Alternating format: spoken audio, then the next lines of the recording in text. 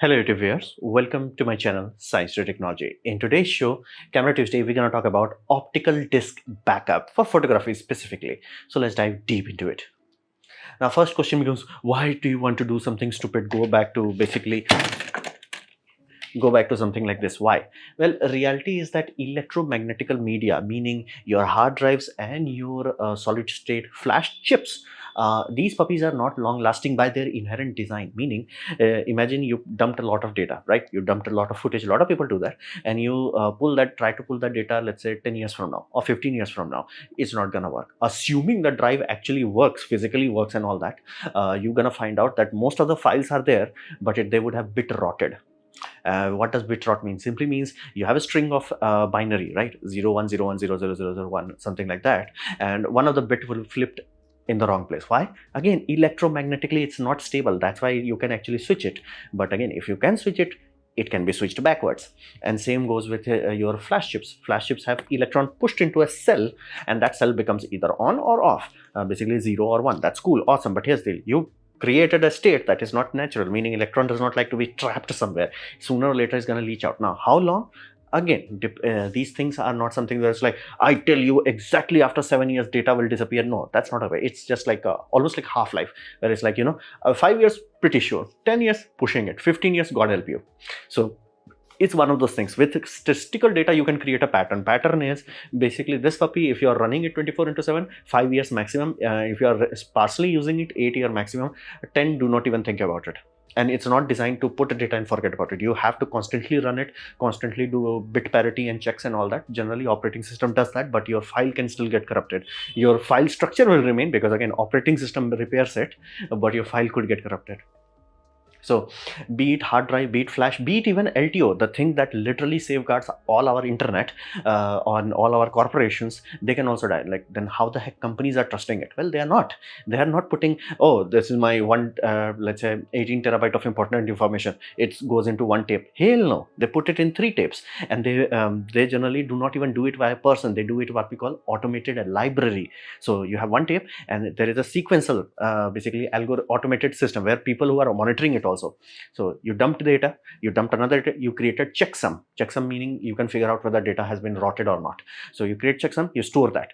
Now after 5 years you check it again. If there is any fault, how will you know? Again, bit rot. So you can check it using checksum says, hey, something is wrong here. You will take out another. Likelihood both of them having exactly same fault is very low, so you can use one to repair the other. And sometimes the data itself could be high priority enough where they're like, dude, that assumes both of them are not degraded, so we're gonna put repair data in there. Basically there are some parity bits in the data itself. So tape, let's say instead of 18 terabyte, it would be only 17 terabytes of data and 1 terabyte of repair data, meaning it would be sparse. So if you have a fault, using that data it can be repaired. That's literally how entire planet is working right now. It's not put and forget fundamentally. So 10 years is upper limit. Anything that has electromagnetic systems, yeah, 10 years is pushing it.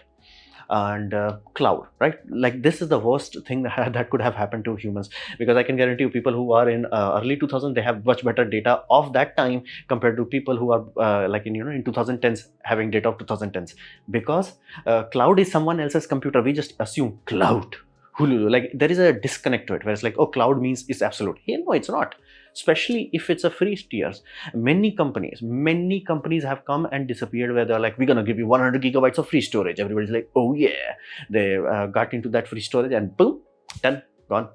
So it's one of those things. Free is not viable, and limited space available, like 15 gigabyte of Google. Again, that also is not very solid in long term, because again, it does cost a lot of money for companies to run it. So any amount of free tier, I'm like, press X for doubt.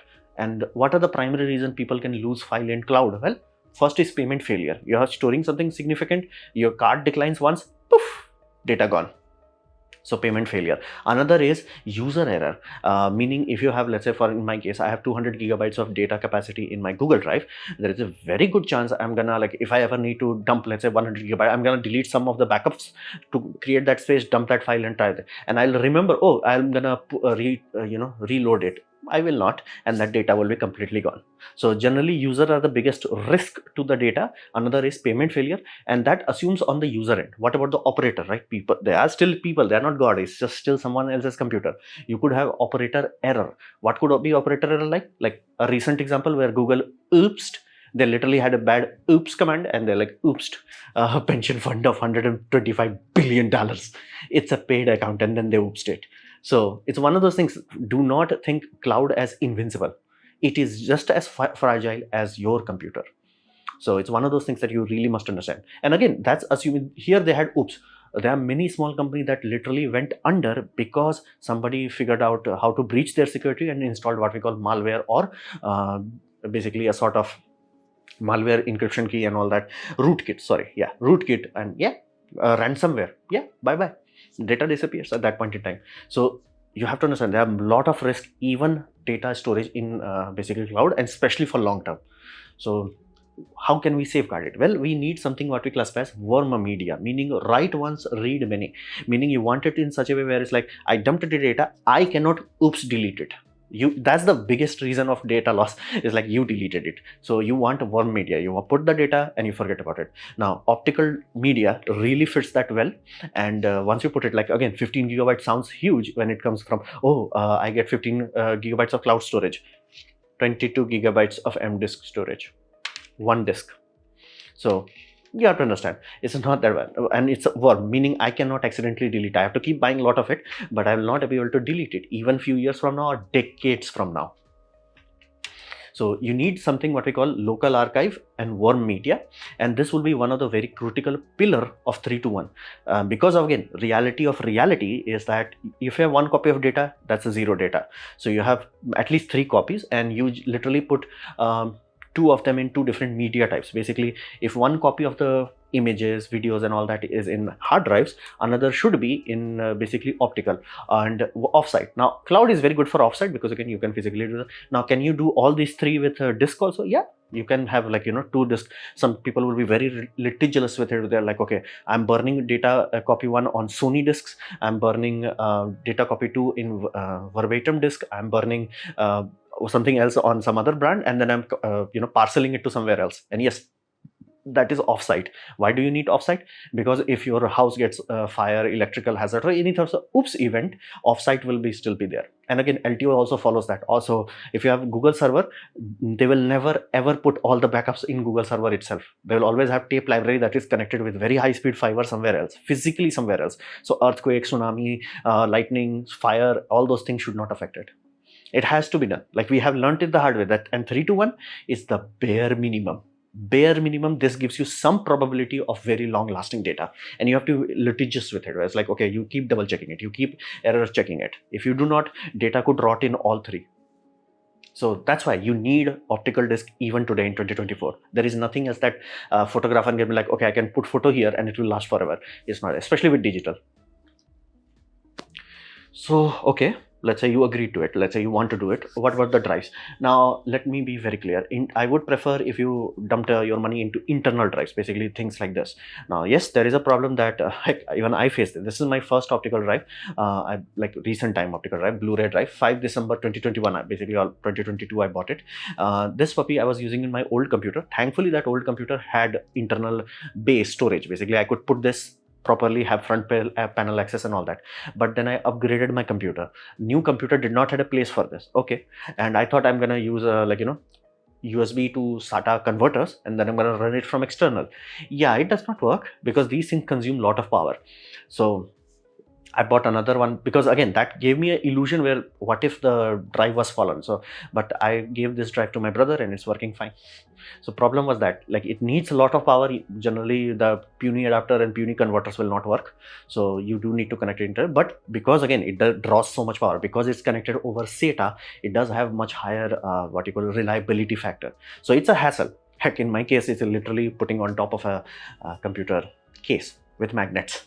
So you have to do that. But again, you can get a long SATA cable, and you generally power cable is already there. So SATA cable and a power cable, connect it outside of your computer, and voila, you will get this.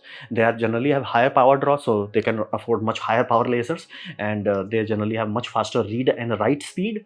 Read speed is not that big of a deal. but write speed is, because if you do not have enough oomph, the write speed of this will take very long time. And if you have one of those large discs, like this disk is 90 gigabytes, yeah, it's gonna take a while. And there is a Sony disk that is 119 gigabytes quad layer disk. It's gonna take a while, like 4 or 5 hours. In this it could take 8 hours. So you do understand, you do need oomph. So SATA gives you much better you know, protocol stability, and power drain also makes everything else works efficiently. So if you can manage it, try to deal with this. If you cannot, yes, you can buy this. Now, yes, let this be very clear, it's very expensive. And heck, this exact model, that BW16D1HT, I first saw this puppy around a few almost 1 decade ago, and that time it was like 4,000 rupees. I was like, whoa. DVD at that time was 2,000. So I was like, whoa, it's so expensive. Yeah, right now it's 14,000. When I bought it, it was 8,000. So price is going up. Why is going up? Well, it's low demand and supply. There's not that many companies that are mass producing it. They're producing it, but they're not mass producing it anymore. So the Asus makes it, LG makes it. You can buy this. These are from Amazon. You can buy it. And again, external is also available. If you're a laptop guy primarily, you can rely on this. But be mindful, these are expensive. I cannot do anything about it. And you're like, okay, if it's this expensive, I'm not going to bother doing it. That's up to you. But be very mindful, data has one of the very bad tendency that it becomes priceless as it ages. So right now you're like, okay, I'm not going to spend less than 20,000, like to disk and the drive and all that. I'm not going to spend 20,000. 5 years from now, you will be willing to spend 50,000 just to recover data. People do that. There are a lot of people who do that. So trust me, it is expensive, but it is worth it. Now, all will work for backup. If you want to buy anything, any from a reputable brand, shut up, buy it, don't think about it. 99% of the time, it will work. However, if you are a connoisseur of movies and you want to basically buy movies like Blu-rays and 4K Blu-rays, these things require very serious decryption, so to say. So for data, you can buy anything, it will work. But for playing those sort of things, you need to hack the firmware, because yeah, I'm not joking, companies worked way too much with copyright protection, so it will not work. You have to hack the firmware, then it can play. And yes, these two I have hacked, and yes, I have tested. It does work, and then you can watch the movies and all that. Again, if that's your requirement, if data is your only requirement, you do not have to worry about it. But if you are like, hey, I want to also collect these things, then again, you can do that. But be mindful, you have to go to MKB, make MKB website and figure out which drives they have firmware hack for. Not every drive will work. So external you can buy, internal you can buy. If you do not want to basically play this sort of thing, collect this sort of thing, you can buy anything. But if you want to deal with these things, you have to be a bit more litigious, figure things out. Only then you can buy, where you can be like, okay, I got this. Now I can even watch 4K Blu-ray. And benefit is that Blu-ray was region locked. 4K is not, but Blu-ray is region locked, meaning this you can buy from any country, anywhere. It will work on any player. This will not. Like, this is made for American environment, I think, and I can play it in India. Why? I cracked it. So it's one of those things. Yeah, it's very tedious, very frustrating, but again, not many of you may be interested. But if you are interested, you can do this. Like, it is doable. My brother just bought Oppenheimer on it. But you have to be mindful. You have to do firmware hack. Now, what about the disk? Now, disk is, you may think about, what about DVD? I buy a very cheap drive and I buy DVDs. DVDs are cool and all, but only single layer. For some reason, dual layer DVDs are almost lost, and they are ludicrously expensive, meaning the price of dual layer DVD, yani around 8 gigabytes per disk, it's so expensive that you can literally spend less money and get same amount of disk for around 22 gigabyte per disk. Blu-ray, basically. Blu-ray BDR is cheaper than DVD DL, dual layer. So fundamentally, I would not recommend buying DVDs today. Again, you can buy DVD-R, and if you're dealing with small batches of file that are barely 3 gigabytes, more than good enough. But I would still recommend going into Blu-ray. Because again, what are you doing that you are happy with 4 gigabyte? Heck, even TV show episodes are like around high resolution ones are 4 to 6 gigabytes. So, ish. So for that reason, I would say do not truly invest into DVDs, but do invest in Blu-ray, because again, and not to mention Blu-ray scales up. This is the largest you can buy in Blu-ray. This puppy, it shows 128 gigabytes. It basically translates to 119 gigabits. Now, what is that? G, small I, B.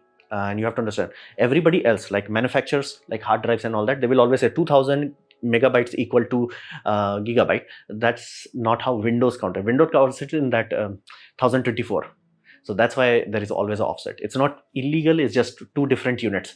So it is correct, GB is correct. You have to figure out how much you're going to get in your computer. You have to do G small I bit, gigabits. So that is 119 gigabits, one disk. So this disk that claims 100 gigabytes, it's 90 gigabits, one disk. And this that claims 25 gigabytes is 22 gigabits per disk. So you can do that. Now, to make sure that we learn from our mistakes, you have to understand, when you are talking about a stamped disc, basically anything that is manufactured, like these sort of puppies, they are stamped. Okay, so you're so there is a physical indentation in plastic. It's not going to go away, it's not going to rot unless you physically break it and scratch it too much. Nothing is going to happen to it. It's going to be stable for very long time. I have VCD collection from my childhood. They are still working because they are stamped. But when you are talking about burning data, you generally get a dye layer, and laser in your drive burns a spot into it. Now it does work, but problem is to make sure that you do not require a very high power laser. The dye is very sensitive. So it works good. What's the problem? It's very sensitive. Heat can warp it. Moisture is one of those things that will destroy your drive. So you can literally have a collection from CDs of, like, let's say early 2000s. Many of them would have data rot because moisture would have gotten inside and rotten it. So we learned it the hard way that optical disc is not very long-term reliable, but people started to improve it. DVD got better. CD was really bad because it had like data layer on top. It's like, okay, fix that part. DVD like literally encased it, and by the time Blu-ray came in, this technology was invented, M-Disc. Now M-Disc was specifically focused on one thing, that if you want to store data for long term. So how this was done is that it requires a special writer, or basically any writer that claims M-Disc. So writer requires a much higher power laser, and the layer is mineral layer. That's what M stands for. M is mineral layer. Now instead of dye, it's using mineral, so it takes a lot of oomph to change it. Benefit, it takes a lot of oomph to change it, meaning you cannot just like, the disc was kept in a a place where little bit of moisture happened. It is like, I'm good, I got this. So these are far longer, far more robust way of data storage, and this should in a principle last 1000 years. That's why it has M. M is millennium disk.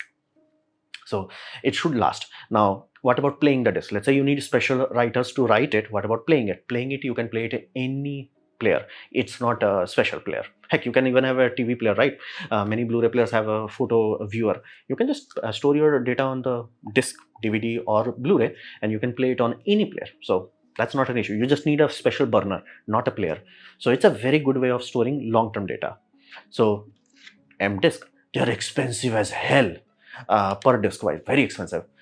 So that's the good part. It should last very long time. Bad part, they're expensive as hell. Now because of the development and all that, a company, Mitsubishi Chemical Lab, they figured out a system known as metal ablative layer, MABL. Now this technology is upgrade of dye layer, and it should be comparable to M-Disc. Now this technology MABL is now available in all Blu-ray. So even if verbatim disc you buy, like right now I have verbatim M-Disc, but if you buy a verbatim Blu-rays, they will have this metal ablative layer. This should last minimum 50 years to 200 years. Now again, you cannot quantify it. It's almost a statistical data point where it's like, okay, we have this, we have been running this, that's how we can say. That has not happened with Blu-ray. So, but again, for long duration, basically it will outlast any CD, DVD, basically CD, DVD, hard drives and all that, flash memories, it will outlast it. So you do not need to buy M-Disc. If you can afford it, go YOLO on M-Disc. If you can't, if you're like, hey, that's a bit too expensive, you can go into this. And be mindful, the highest you can go in M-Disc is triple layer, that is this puppy, 90 gigabytes. Highest you can go on metal layer, like this puppy, Sony. This gives you almost 119 gigabytes. That's a lot of capacity in one disc. Let that be very clear. So far I'm talking about one freaking disc. That's it. This has generally more capacity than any free tier storage system, and this will last. This is worm media. You put data in here and you forget about it. You put and you forget. This is so expensive. I haven't burnt data into it. I have burnt data into the M-Disc, this 22 gigabyte one, but I haven't used this one. This is too expensive. So you said. Now here's the deal. What's the principle behind this? What's the principle of backing up all the data? The idea is that you relay it forward. Meaning, if you have, like, let's say your father's times of album and all that, you collect all that data, you dump it into, let's say, this media. So if they are rotting, which again many old photos are rotting, especially in the album are not acid free paper, they will melt away. So you scan it, you do it the best you can do, restore it and store it in digitally. You now carry it forward through your whole life, and at the end of your life, the next generation can copy it forward. That's the whole point of data. Data is not digital data. It's very good for cloning and all that, but if you carry it forward, then it can truly jump centuries. And you're like, okay, I have negative, it will never rot. No, negative will rot. Why? Negative has a physical back, and then it has emulsion layer. That emulsion layer will physically break down over time. It's not going to be like, oh, I have it, it's forever. No, it at best it could be there for 50 years, and again moisture touches it, poof, gone. So moisture is one of those things that is like really bad for data storage. So data must be relayed. So that's why I'm not that hell-bent on M-disk. You can afford it, go YOLO on it. If you can't afford it, no problem. Go with MABL technology also. And again, go with Sony, because again, now you have a lot of capacity in one disk. So that's the whole point. It has to last long enough. And you will like, what about players? So let's say you backed up everything today, right? 2024. What about 2056? Who has the drive, right? ISD, trust me. Because of the prevalence of media, I can guarantee you there will be people who are, who will recover data for you. Or again, you can even have electron microscope. You just scan the whole thing, deconstruct it. There's 10,000 ways of recovering the data if you have the data. So do not worry about it. Again, right now we have negative scanners. You do not worry about it. We have real film projectors. We do not have to worry about it. It's sorted. Like you store data today, safeguard it till tomorrow. Somebody will figure out how to play it. So where can you buy these things? Well, Amazon has good selections of basic Blu-rays. Basic Blu-rays are available, and be mindful, it's fast, it's cheap enough, but not extensive. Selection is very limited, meaning you're only gonna get BDRs. You're not gonna get a lot of M-disk, and definitely not of a lot of dual layers and all that. So very basic selection, but a good starting point. Many people are comfortable with Amazon, so go with Amazon. The second option is Tetanus. I started, like, literally my collection started with Tetanus. This puppy, they have a much better collection set. Not too much, do not expect like everything to be there, but they have options, and they also have drive also, but expensive as hell. Not the disc, drives are expensive, but you can get a lot of spindle collection, like, BDR 50 disc packs. You're not going to get 50 disc packs on Amazon, not easily. So you have a lot better option here. And then if you want to go pro level, eBay is there. Now eBay gives you direct connection to Japan.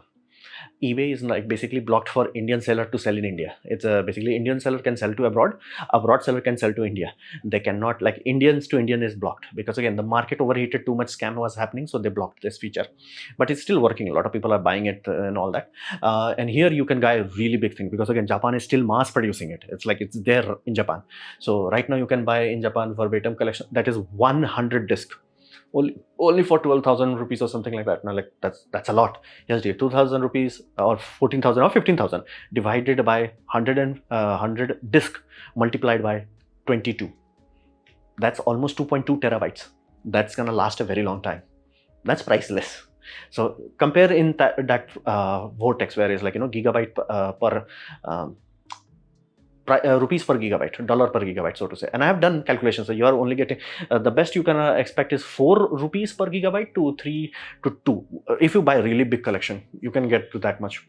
Although, like, if you buy a really expensive one, like, Sony 128 gigabyte, the price per gigabyte is not great, but again the density is high, so you can do that. So but be mindful if you are buying with eBay, tell your experience, because I'm not sure how customs deals with it.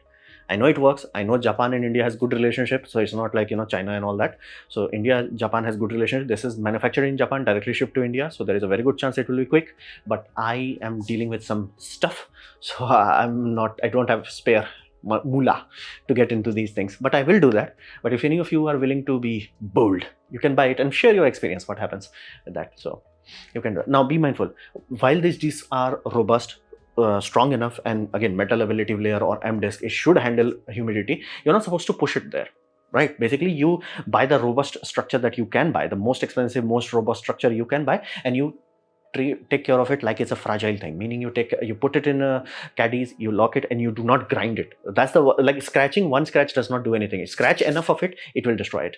And like, again, even these sort of things are like medium grade, I will say, because again, while these are good, a very good way of storing it, never store it like a random things. If you have no other place, just put it on this That's still better. If you really want to make sure that disk do not scratch each other, put a layer like a ring of paper ring on the white part of it. Basically, make something like this from A4 paper and have that as a spacer so it does not scratch. And as long as you can make sure this does not touch it, basically humidity, it should last a very long time. And again, if you know any plastic seller that are still manufacturing it in India, do tell me. I would like to buy this sort of thing. Again, the more investment you put right now, the easier it would be on you. And again, thankfully, a lot of these discs are available in white label, meaning they are inkjet printable. You can buy it. They have nothing, no text on it. It's not like it has nothing written like verbatim and all that. It's just a white system. From Sony and verbatim, both of them have it. And if you have a photo printer from Epson or even Canon, or almost any photo printers, generally they have a slot where you can, if you can print ID first, there is a good chance they have a setup for disk printing. You can print on disk also. It's a really good way of spicing up your wedding offerings. So it can be that. So basically, you make sure that you do not have physical damage, then it will not rot. You do not have humidity, it will not rot. So as long as you can protect against humidity and do not overheat it. Do not put it in a roof in India, because again, it will go to 45 degrees Celsius. So try to keep it cool and away from sunlight and humidity, and then you should be sorted. So this was my presentation, is like how the heck you're gonna go about basically optical disc backups. Hopefully you have liked it, learned from it. In that case, please click the like button, share it amongst your friends. That will help me a lot. If you didn't like it, didn't enjoy it, I urge you to press dislike, press it twice to show me extra disappointment. Please leave a comment because I do try to reply to all of them. Subscribe, press the bell icon if you're free, and as always, thanks for watching.